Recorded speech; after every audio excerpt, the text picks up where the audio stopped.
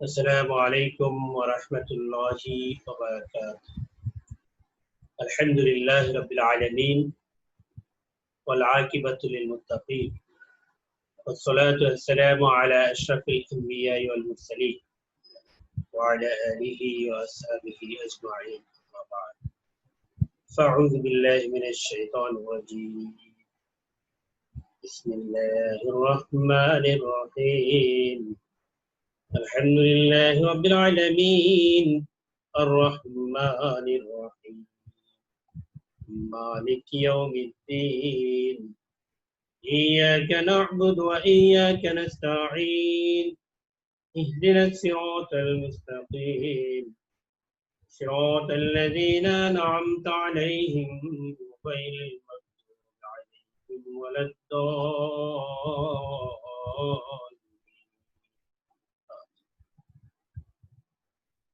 সম্মানিত ভাই ও বোনেরা, যে যেখান থেকে শুনছেন সবাইকে মোবারকবাদ জানিয়ে আজকের কথা এখানে শুরু করছি। আমরা অত্যন্ত সৌভাগ্যবান একটি জাতি, যারা আদি ও অন্তের সমস্ত জ্ঞানের ভান্ডার আল কোরআনকে আমাদের জীবনের বিধান হিসেবে পেয়েছি। আল্লাহ রাব্বুল আলামিন অত্যন্ত অনুগ্রহ এবং করুণা করেছেন আমাদের উপর। বিষয় হচ্ছে মানুষের কল্যাণের জন্য যা দরকার, মানুষের যাতে কল্যাণ হয়, যে যুগে যা প্রয়োজন, মানুষ সেই যুগে তার সময়ের উপযোগী জ্ঞান কোরআন থেকে আহরণ করতে পারবে। এটি কোরআনের একটি অলৌকিকত্ব, বিশেষ একটি বৈশিষ্ট্য। পৃথিবীর শেষ পর্যন্ত যতদিন কোরআনের জ্ঞান আল্লাহ রাব্বুল আলামিন পৃথিবীতে জারি রাখবেন, কোরআন যতদিন পৃথিবীতে আল্লাহ রাখবেন, যতদিন ইমানদার জনগোষ্ঠী পৃথিবীতে থাকবে, ততদিন কোরআন থেকে নতুন নতুন ফায়দা মানুষ হাসিল করতে থাকবে। তো আমি কোরআনে যেহেতু আসলে যেই কল্যাণকর দিকটাই মানুষ খুঁজে সেই জ্ঞান কোরআনে খুঁজে পাবে, আমি কোরআনের বিজ্ঞানময়তা, আল্লাহ রাব্বুল আলামিন কোরআনকে কোরআনুল হাকিম বলেছেন, বিজ্ঞানময় কোরআন বলেছেন। কোরআন কোনো বৈজ্ঞানিক গ্রন্থ নয়, কোরআন কোনো প্রযুক্তির গ্রন্থ নয়। কিন্তু কোরআন যেটাকে বলা হয় যে বিজ্ঞানের গ্রন্থ নয়, it is not a book of science, is a book of science. এটা হচ্ছে নিদর্শনের গ্রন্থ। আল্লাহ রাব্বুল আলামিন যে নিদর্শন রেখেছেন, যুগে যুগে মানুষের থেকে উপকৃত হতে থাকে। এখন পর্যন্ত মানুষের গবেষণায় বিজ্ঞানের যে প্রসঙ্গগুলো কোরআন থেকে মানুষ বের করতে পেরেছে, এবং এর মধ্যে যে বিষয়গুলো আমরা খুঁজে পেয়েছি, এই বিষয়গুলো আমি কোরআন থেকে শুরু থেকে ধারাবাহিকভাবে বর্ণনা করতে চাই, এবং সেই জন্য নিয়ত করেছি। বাকি ক্ষমা তৌফিক ইল্লাহ, আল্লাহ যতটুকু তৌফিক দান করেন। আমি কোনোভাবেই কোরআনের কোনো তাফসীর করতে যাচ্ছি না, এবং কোনো তাফসীর এখানে হবে না। আমি বরঞ্চ সীমিত একটি পার্ট, যে পার্টটি বিজ্ঞানের সাথে সম্পৃক্ত, সেই সম্পৃক্ত আয়াতগুলো ধারাবাহিকভাবে যা আসে সেই বিষয়গুলো নিয়ে কথা বলব। তো শুরুতেই আমরা যখন কোরআনকে অধ্যয়ন করি, শুরুতে আমরা যে জিনিসটা পাই সেটা হচ্ছে আমরা আউযু বিল্লাহি বিসমিল্লাহ পড়েই কোরআন তেলাওয়াত শুরু করি। আমাদেরকে সেভাবে শেখানো হয়েছে। আমরা শুরুতেই পড়ি আউযু বিল্লাহি মিনাশ শাইতানির রাজীম। এটা সহজ অর্থে আমি আশ্রয় প্রার্থনা করছি আল্লাহর কাছে শয়তানের বিতাড়িত শয়তানের কবল থেকে, অর্থাৎ বিতাড়িত শয়তানের কবল থেকে, শয়তানের নিকট থেকে আমি আল্লাহর কাছে প্রার্থনা করছি। আবার এটি অনেকে এভাবেও পড়েন, আউযু বিল্লাহি মিনাশ শাইতানির রাজীম, আউযু বিল্লাহিস সামিউল আলীম মিনাশ শাইতানির রাজীম। অর্থাৎ আল্লাহ যে গুণবাচক নামকে এখানে অনেকে অন্তর্ভুক্ত করে পড়েন, আউযু বিল্লাহিস সামিউল আলীম, যে আমি সেই আল্লাহর আশ্রয় প্রার্থনা করছি বিতাড়িত শয়তানের কবল থেকে, যে আল্লাহ সব শুনেন এবং সব জানেন। কোরআনে আল্লাহ রাব্বুল আলামিন এই বিষয়টা আমাদেরকে নির্দেশনা দিয়েছেন। কোরআনে আল্লাহ রাব্বুল আলামিন বলছেন, فإذا قرأت القرآن فاستعذ بالله من الشيطان الرجيم। যখন তোমরা প্রথমে যখন কোরআন তেলাওয়াত করো তখন আল্লাহর আশ্রয় প্রার্থনা করো শয়তানের নিকট থেকে, যাকে বিতাড়িত করা হয়েছে। কোরআনের নির্দেশনা দেওয়া আছে, যার কারণে আমরা কোরআন তেলাওয়াত করতে গিয়ে প্রথমত শয়তানের মোকাবেলায় আল্লাহর কাছ থেকে আমরা আল্লাহর আশ্রয় প্রার্থনা করি। এবং এটি কোরআনের কোনো অংশ নয়, কিন্তু কোরআন তেলাওয়াত করতে গিয়ে যে ব্যক্তি প্রথম কোরআনটা পড়ছেন, শুরু থেকে যদি কোরআন পড়তে যান, তাহলে সূরা ফাতিহা এবং বিসমিল্লাহ পড়ার আগে তিনি পরিচিত হন আউযু বিল্লাহি মিনাশ শাইতানির রাজিম এই বাক্যের সাথে। এখানে আল্লাহ রাব্বুল আলামিন আমাদেরকে অদৃশ্য জগতের সাথে পরিচয় করে দিয়েছে, প্রথমে আনসিন ওয়ার্ল্ডের সাথে। এবং অদৃশ্য জগতের শত্রু, মানুষের সবচেয়ে বড় শত্রু শয়তানের পরিচয় আল্লাহ রাব্বুল আলামিন দিয়েছেন। এখানে আল্লাহ নিজের পরিচয় দিয়েছেন সুস্পষ্টভাবে নিজের নাম দিয়ে। আউযু বিল্লাহি মিনাশ শাইতানির রাজিম বলি আমরা, আল্লাহ নিজের পরিচয় দিয়েছেন, তিনি হচ্ছেন আল্লাহ। এবং আল্লাহ এখানে নিজের পরিচয় দিয়ে নিজের একটি কাজ, প্রথম যে কাজটির সাথে আল্লাহর যে কাজটির সাথে মানুষ পরিচিত হয় যদি কোরআন পড়তে যায়, কোরআনে ঢুকার আগেই আল্লাহর সাথে মানুষের পরিচয় হয় আশ্রয়দাতার সাথে। আল্লাহ হচ্ছে আশ্রয়দাতা।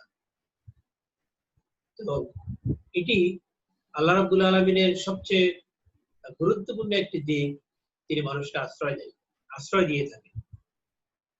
তো এই অদৃশ্য জগতের সাথে মানুষের পরিচয় করিয়ে দেয় আল্লাহ রাব্বুল আলামিনের, একটি আনসিন ওয়ার্ল্ডের সাথে ভিন্ন একটি মাত্রার সাথে আল্লাহ রাব্বুল আলামিন প্রথমে মানুষের পরিচয় করে দিয়েছেন। এবং আসলে অদৃশ্য জগতের জিনিসে এখন বর্তমান বিজ্ঞান বের করেছে যে অদৃশ্য জগতের জিনিস হচ্ছে পৃথিবীতে বেশি, যেটাকে ডার্ক ম্যাটার বলা হয়। এবং এই মেটাফিজিক্সের সাথে মানুষের পরিচয় করে দিলেন আল্লাহ। মেটাফিজিক্স নিয়ে বহু গবেষণা হয়েছে, এখনো হচ্ছে। আর কোরআনের যে জায়গায় জায়গায় যে মেটাফিজিক্স আছে, সেই মেটাফিজিক্সের কাছে বিজ্ঞান এখনো অসহায়, বিজ্ঞান এখনো শিশু। কোরআনের পরতে পরতে মেটাফিজিক্স আছে, যে মেটাফিজিক্স গুলো নিয়ে আমরা ইনশাআল্লাহ কথা বলবো পরবর্তীতে। এটা হচ্ছে যে মানব জাতি যার আশ্রয় প্রয়োজন, মানব জাতির আশ্রয় প্রয়োজন। মানুষ শিশু হিসেবে যখন জন্মগ্রহণ করে, পৃথিবীতে যখন আসে, মানুষের শক্তি একটাই থাকে, তার অভিবিস্তৃত উত্তেজনার প্রথম বহিঃপ্রকাশ হচ্ছে কান্না। কান্নার মধ্য দিয়ে মানুষ তার নিজের উপস্থিতি জানান দিয়ে থাকে, কিন্তু মানুষের কিছুই করার থাকে না। নিজে খেতেও পারে না, নিজে চলতেও পারে না, কিছুই করতে পারে না। মানুষের সবচেয়ে বড় প্রয়োজন আশ্রয়। আর আল্লাহ রাব্বুল আলামিন তার প্রথম যে কাজটির পরিচয় আমাদের কাছে দিয়েছেন, সেটা হচ্ছে তিনি হচ্ছেন আশ্রয়দাতা। সবচেয়ে বড় মানুষের শত্রু হচ্ছে অদৃশ্য সে শয়তান। শয়তানের মোকাবেলায় যখন আল্লাহ রাব্বুল আলামিন মানুষকে আশ্রয় দিয়ে থাকেন, তখন প্রত্যেকটা জিনিসের ক্ষেত্রে মানুষ আল্লাহর কাছে আশ্রয় চাইতে পারে। এবং সবচেয়ে বড় ক্ষেত্রে, যখন বড় অসুবিধার ক্ষেত্রে যখন মানুষকে আল্লাহ আশ্রয় দেন, তখন ছোট অসুবিধার ক্ষেত্রে আল্লাহ আশ্রয় দিতে পারে।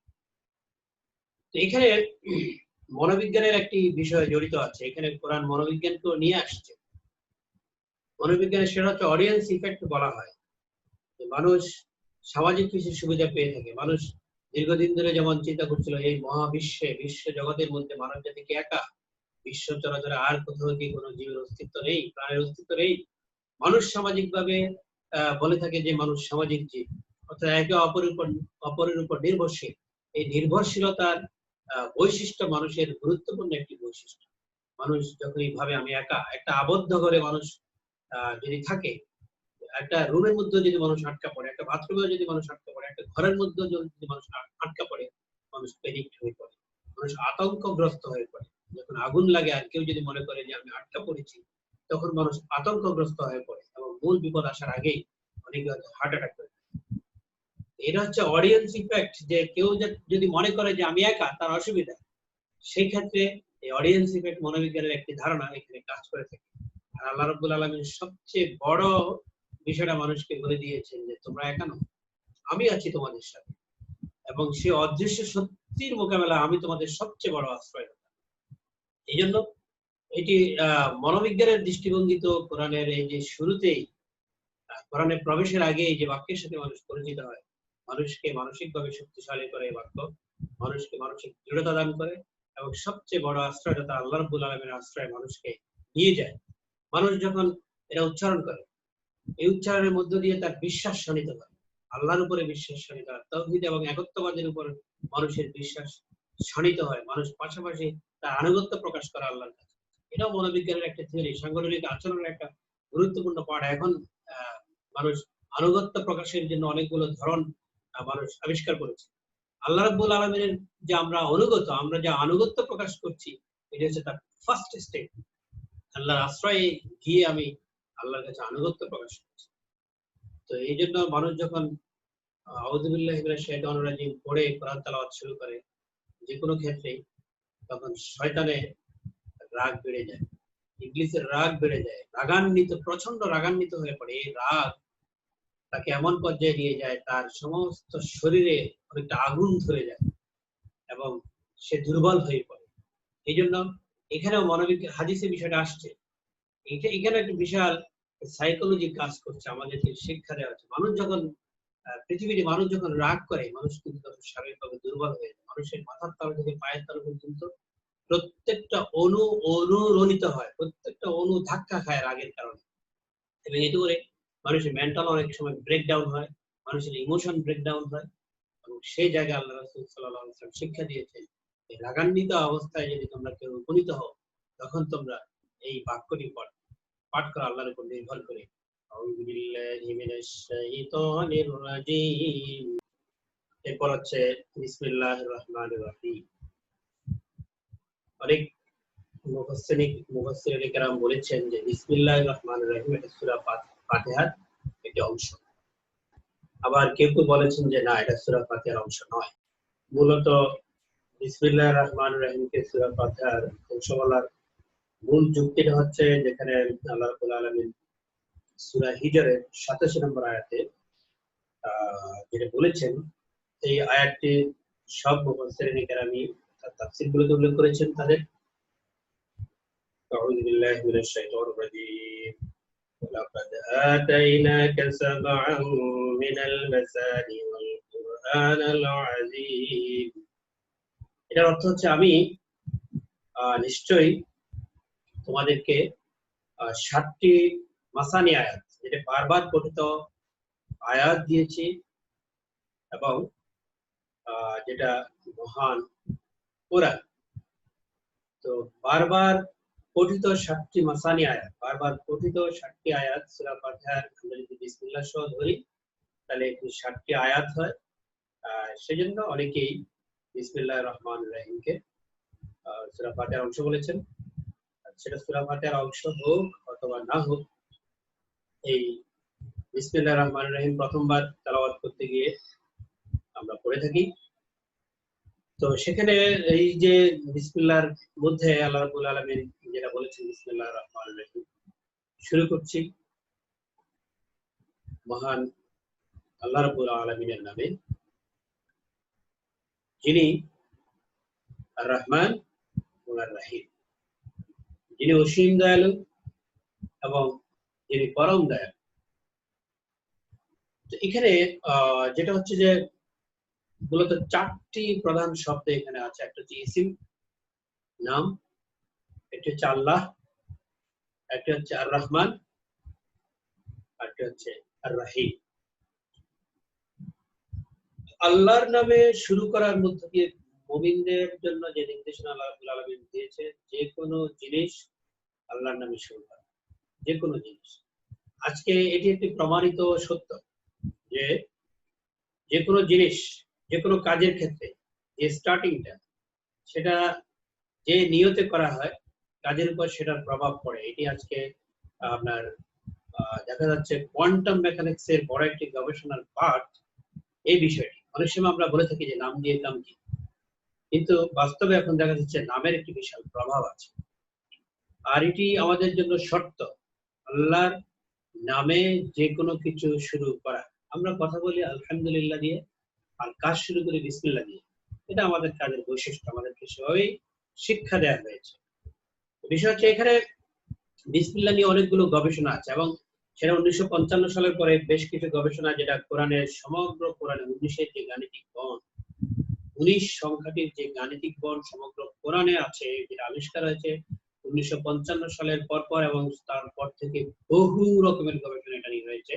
আমরা বেশিরভাগ জানি ডক্টর মরিস বুখারীর বাইবেল কোরআন ও বিজ্ঞান, এই গ্রন্থের গবেষণা কর্ম আমরা অনেকেই পেয়েছি। এর বাইরে বিসমিল্লাহ নিয়ে বা 19 নিয়ে বেশ গবেষণা আছে। আমি এরকম একটি গবেষণার বিষয় ডেসক্রিপশন বক্সে, ভিডিও ডেসক্রিপশন বক্সে দিয়ে রাখবো, আপনারা চাইলে সেখান থেকে স্টাডি করে নেবেন। 19-এর যে গাণিতিক বন্ড গুলো আছে সে বিষয়গুলো আমি আর ডিটেইলস এখানে আলোচনা যাব না।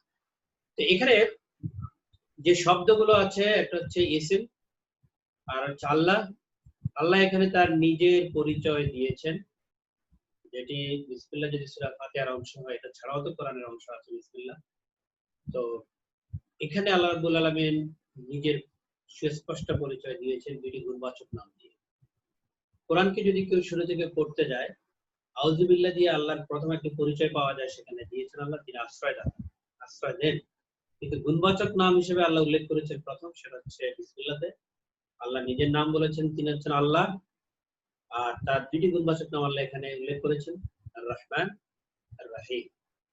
আর রহমান হচ্ছে ব্যাপক দয়া, সবার জন্য দয়া, যে আল্লাহকে মানে তার জন্য দয়া, যে আল্লাহকে মানে না তার জন্য দয়া।